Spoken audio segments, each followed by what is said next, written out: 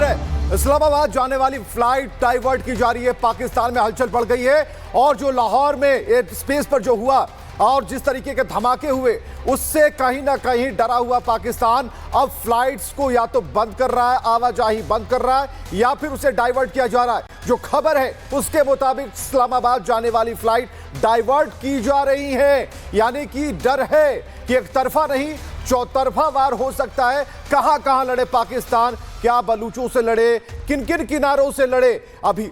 और सुमित हमारे साथ लगातार बने हुए। सुमित, फ्लाइट डाइवर्ट की जा रही है, डर को भांप रहा है पाकिस्तान। बिल्कुल, क्योंकि लगातार जिस तरीके से कल बड़ा हमला जो है वो हिंदुस्तान की तरफ से किया गया था, एयर स्ट्राइक जो है वो की गई थी, उसके बाद से पूरे पाकिस्तान में इस वक्त हड़कंप मचा हुआ है। बड़ी बात यह है कि पूरे एयर स्पेस को एक बार फिर से पाकिस्तान ने बंद किया है और सबसे बड़ी बात यह कि लाहौर के अंदर जिस तरीके से ये विस्फोट की जानकारी सामने आई, सायरन लगातार जो है वो बजने लगे हैं। पाकिस्तान चारों तरफ से इस वक्त घिर चुका है। वो बलूच से लड़े या फिर पश्तूनों से लड़े या फिर जो अंदरूनी लगातार जो गुट एक्टिव है पाकिस्तान को पूरी तरह से जो बर्बाद करने पर तुले हुए हैं, क्या ये उनकी तरफ से एक मौका है? क्योंकि इस वक्त पाकिस्तान की जो सेना है वो भारत के खिलाफ लगातार पूरी तरह से दहशत में है और इसी का फायदा आप जो बता रहे हैं दहशत तो बनी हुई है पाकिस्तान में, लेकिन इस बीच एक और बड़ी खबर आ रही है और बहुत इंपॉर्टेंट खबर है क्योंकि पीएम आवास पर प्रधानमंत्री और एनएसए की मुलाकात हुई है। अजीत डोभाल पहुंचे हैं, प्रधानमंत्री से मुलाकात हुई है। तो लगातार देखिए जब जब मुलाकातें हो रही थी तो कुछ हमने जो प्लान ऑफ एक्शन देखा वो तैयार देखा। ऑपरेशन सिंदूर के तौर पर एक पूरा सीरीज ऑफ अटैक सामने आया और अब पीएम आवास पर दोनों की मुलाकात हुई है। तो क्या जो ताजा हालात हैं या पाकिस्तान से जिस तरह के रिएक्शन आ रहे हैं, अलग अलग मुद्दे हो सकते हैं, बातें हम आप सिर्फ स्पेकुलेट कर सकते हैं क्योंकि ये मुलाकात बहुत अहम है। हमारे सहयोगी जतिन हमारे साथ जुड़े हुए हैं। जतिन, पिछले कुछ दिनों में मुलाकातें हमने देखी तो उसके रिजल्ट के तौर पर ऑपरेशन सिंदूर सामने आया, अब मुलाकातों का दौर फिर से जारी है।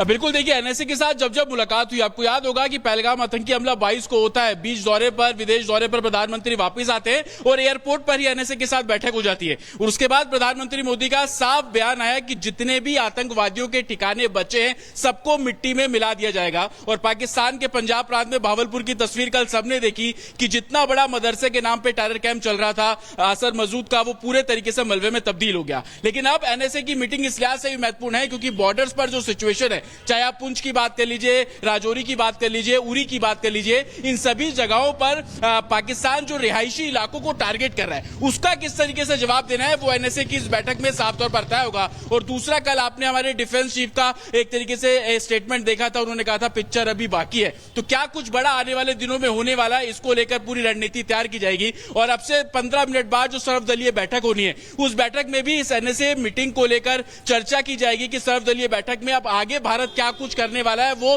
सभी दलों को बताना होगा। और यही कारण है कि प्रधानमंत्री मोदी एनएसए के साथ बैठक कर रहे हैं। और आप ये देखिए कि सर्वदलीय बैठक से पहले उनकी ये बैठक कहीं ना कहीं इस और इशारा बिल्कुल कर रही है कि सभी पार्टियों को आगे के रोड मैप के बारे में बताया जाएगा। जो कुछ जानकारी दी जाएगी वो पहले एनएसए और प्रधानमंत्री मोदी डिस्कस कर रहे हैं। एलओसी पर किस तरीके की चर्चा है, एलओसी पर किस तरीके का मूवमेंट है, किस तरीके से पाकिस्तान रिएक्ट कर सकता है, क्योंकि कल पाकिस्तान की तरफ से बोला जा रहा था कि वो भी जवाब देंगे, उसको लेकर भारत किस तरीके से तैयार है। क्योंकि जब सर्वदलीय बैठक है तो तमाम दल प्रधानमंत्री मोदी से बात करेंगे, उनके मन में जो सवाल होंगे वो पूछेंगे, कोई अपना डर या जिसको जो शंका होगी वो बताएगा। उसको लेकर प्रधानमंत्री मोदी कितना कॉन्फिडेंट रहेंगे, आने वाले दिनों में क्या रोड मैप रहने वाला है, किस तरीके से भारत जवाब देगा, कितना मजबूत भारत है, किस किस स्टेज पर हमारी सेना तैनात है, क्या कुछ हम अभी तक कर चुके हैं, क्या कुछ हमारा आगे का रोड मैप है, हर एक चीज के बारे में एनएसए प्रधानमंत्री मोदी की बातचीत इस बैठक के अंदर हो रही है। और संभवतः इस बैठक का निष्कर्ष यही निकलेगा कि जब सर्वदलीय बैठक होगी उसके अंदर तमाम जो पार्टी प्रधानमंत्री मोदी के सामने अपनी बात रखेंगी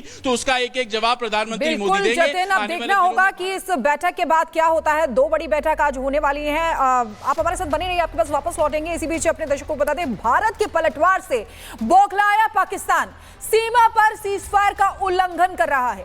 पाकिस्तान सरेआम अंतरराष्ट्रीय नियमों को तोड़ रहा है। पाकिस्तान की तरफ से सीमावर्ती जिलों के रिहायशी इलाकों में फायरिंग भी की जा रही है। रिपोर्ट आपको दिखाते हैं।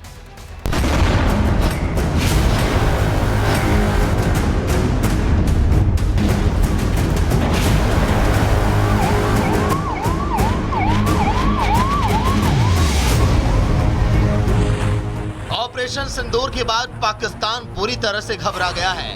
आतंकी ठिकानों पर हुए सर्जिकल वॉर से हिल चुका पाकिस्तान अब सीमा पर अपनी नापाक हरकतों पर उतर आया है। पुंछ, बारामूला, अखनूर जैसे कई इलाकों में लगातार पाकिस्तान की तरफ से सीज फायर तोड़ा जा रहा है।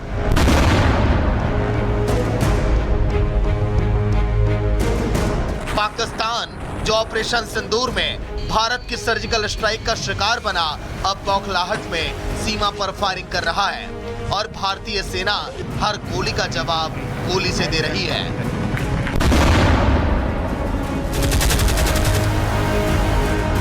पाकिस्तान आम नागरिकों को निशाना बना रहा है। पाक सेना की गोलीबारी में सिर्फ पुंछ में 10 से ज्यादा लोगों की जान चली गई है, जबकि मेंढर सेक्टर में भी पाक की तरफ से लगातार की जा रही गोलीबारी में सेना का एक जवान जिसे गोली लगी, इलाज के दौरान वो शहीद हो गए।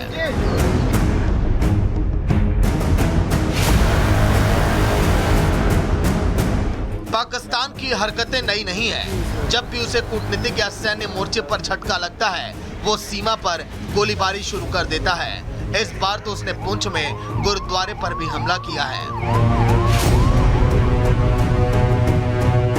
ऑपरेशन सिंदूर के बाद पाकिस्तान की बेचैनी साफ है, मगर भारत साफ कर चुका है, अगर दुश्मन गोली चलाएगा तो जवाब दोहरी ताकत से मिलेगी।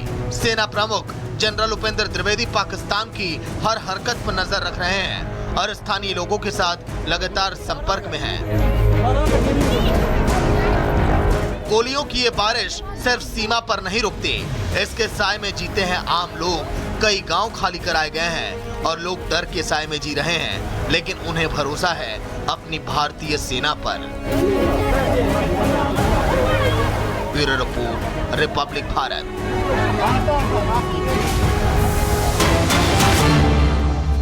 और इसी बीच बड़ी खबर आपको बता दें, बीएलए के हमले में 14 पाकिस्तानी सैनिक मारे गए हैं। ये बड़ी जानकारी आपको दे रहे हैं। देखिए, बीएलए का हमला हुआ जिसमें 14 पाकिस्तानी सैनिक मारे गए हैं। ये वीडियो भी सामने आ गया है, आप देख सकते हैं। ये गाड़ी जा रही है और अचानक से ब्लास्ट होता है, जोरदार धमाके के साथ, जोरदार आवाज के साथ फट जाती है, चिथड़े उड़ जाते हैं पाकिस्तानी सैनिकों के।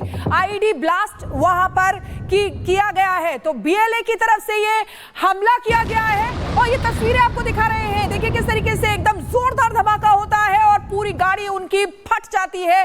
जो पाकिस्तानी आर्मी उसमें बैठी होती है, जो सेना के जवान उनके बैठे होते हैं, उनके चिथड़े उड़े हुए यहाँ पर दिखाई देते हैं। देखिए किस तरीके से, एक बार फिर से आपको दिखाएंगे।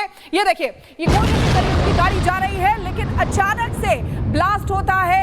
ये बीएलए ने ब्लास्ट किया है और बड़ा नुकसान ये हमारा। ये देखिए, ये बार बार आपको दिखा रहे हैं किस तरीके से गाड़ी यहां से चल रही है आराम से, लेकिन चलते चलते यहां पर आते ही, इस पॉइंट पर आते ही गाड़ी फट जाती है और उसमें जितने भी सैनिक बैठे हुए हैं सभी उड़ जाते हैं।